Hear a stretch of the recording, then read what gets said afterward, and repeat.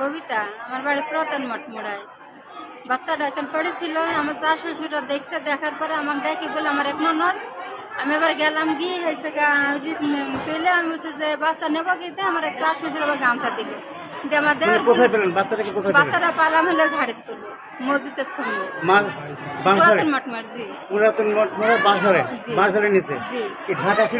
এমনি আগলা পড়ছিল, জি কাঁদছিল, তাকাইছিল, পিপি লাগছিল, মাইজিল লাগিছিল। দিয়ে আমি আবার আমার দেওয়ার গামছা দিল, গামছাটাতে জড়িয়ে নিয়ে আমরা চলে আসলাম। 10:30টার দিকে আমরা পাইছি। দিয়ে আমরা তেল দিয়ে পরিষ্কার করলাম, দিয়ে গা জ্বালাম, দিয়ে স্যারের কাছে ফোন দিলাম, দিয়ে স্যার আসলে আসার পরে নিয়ে আসছি। আমরা রাখি ছেলে মেয়ে কটা? 3টা, একটা মেয়ে, 2টা মেয়ে, একটা ছেলে। এটা কি? এটা মেয়ে। মেয়ে।